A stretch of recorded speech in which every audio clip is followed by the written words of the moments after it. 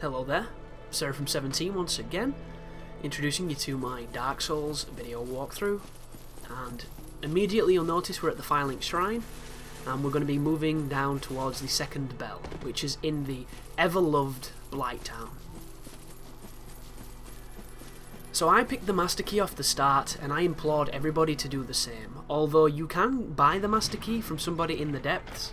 The only problem is, that makes the depths mandatory, and with the Master Key you can completely skip it. And this is a guide, hopefully to efficiently and quickly get you through the game with very little trouble.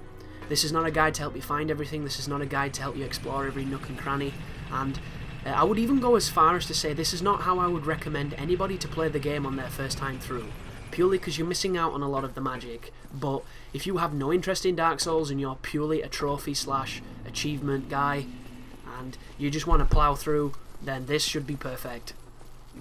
But that is the door that you open with the Master Key, and this is the path that leads down into Blighttown. Normally you would have to open a door in the depths and go down this ridiculous charade fest of nonsense, but this way you only have to put up with too much bullshit for a couple of minutes.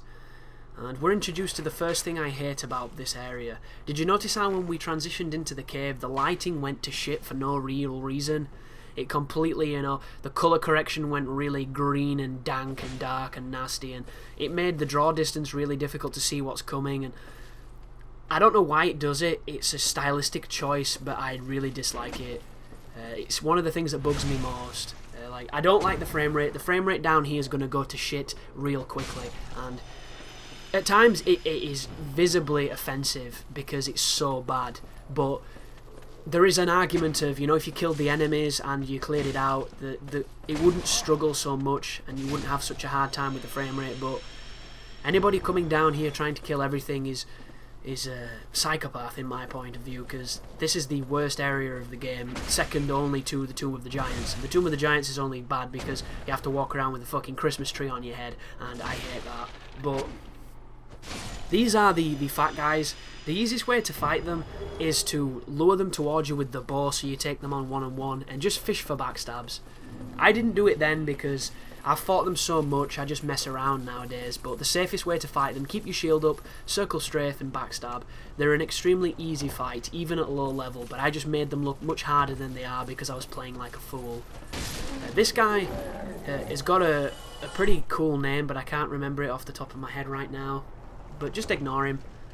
Keep following this path down here. Notice that the torches mark the way you're supposed to go. Torches generally tell you there's a ladder, and your first time through this area can be terrible, even on the shortcut, because it doesn't seem to make too much sense. Ignore the constantly spawning bugs, that's another thing I hate about this area, and then step onto this circular elevator platform. And what's going to happen is below us you're going to see these boards come close, and as soon as they're close enough to land on, step off. And you've effectively done Blighttown now. All you need to do is run through the swamp, and the swamp itself is very easy. Anybody that wants help with the next boss, if you're in human form, you can actually get invaded by an NPC called Man-Eater Mildred. She's very easy, she's naked, she's muffin topping, and she's got a massive meat cleaver. You can kill her with a couple of backstabs or some pyromancy. And when you do that, when you get to the boss door, if you're still in human form, you'll be able to summon her against Queelag, and she's really useful. This is the bonfire of Blighttown, or at the base of Blighttown, sorry. And this can be an awkward one to find if you're, if you're poisoned, if you're low life, if you've got no Estus and you don't know where you're going. But once you've done that, you can then move towards the boss. Or you can explore Blighttown if that's what you prefer, but I'm not going to be doing that, guys. I'm going to be doing a little bit of leveling because I've acquired quite a lot of souls. And you'll notice the only thing that's changed on my stats since I first started playing is my strength and my dexterity, so I can carry this ridiculous weapon. And I'm looking now at vitality and endurance because these are easily the best stats to buff early on. They're also the best stats to choose as a new player, because the more endurance you have, the more you can shield, the more you can attack, the more you can move.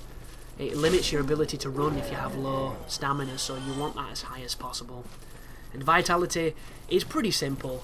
Higher the life, more you take, all that good nonsense. And this is a game that sometimes if you don't have high life, you can get killed very quickly, and if you just had a little bit more vitality, you would have survived and you might have learnt an important lesson.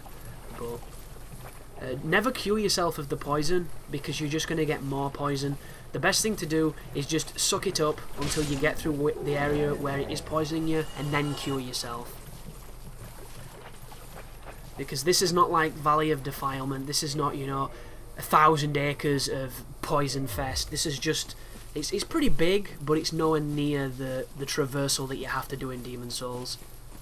And there's the Rusted Iron Ring, which makes it a lot more fun to move in, and if Demon Souls had that, I probably wouldn't hate that level. And hate is a strong word. Valley of Defilement is overrated. Everybody makes out that it's this worst level ever. I actually thought it was the easiest level on Demon Souls. I really did. Don't get me wrong, I couldn't kill fucking Garl Vinland and Maiden Estrella for the life of me because I was too weak, but everything else, the bosses were pissed. The Leechmonger, the you know, the Dirty Behemoth or whatever it's called, the Dirty Colosseum. But this is Dark Souls, so I should probably talk about this. So this combo here is a 3-hitter, and if you stay to the left or the right of the face while she's doing it, sometimes she misses you. You'll notice I generally like to roll dodge them while I'm there, because it's just safer. And whenever she does lava, get to the side of her, beat her up, but do not stay while she does that. When she huddles up and she starts hugging the head, she's going to do an area of effect. Really damaging, really dangerous. But notice how I'm timing at the last possible moment to roll, then I do some attacks, then I get out of there so that she can't do, you know, any of the area of effect nonsense. That's a claw stomp. Get away from that one. Push back forward, she's going to breathe more lava, so this should probably be the victory. Anybody who's using the Drake Sword or a buffed weapon or something like that, the Pyromancy is probably not going to help you too much on this fight, but the strategies I just showed you will, and I'll leave a link to my playthrough because I take her on with a Uchigatana that's like level 3 or something. It might be level 5. I take her on with a weapon weaker than the Drake Sword, so if you need a strategy on how to stay alive for long while fighting her, that video should help as well. But that was an absolute shitstorm. That wasn't even fair, and that just goes to show how important getting a powerful weapon early on can be. If you get any Black Knight weapon, you will break the game. So thanks for watching, and you take care now.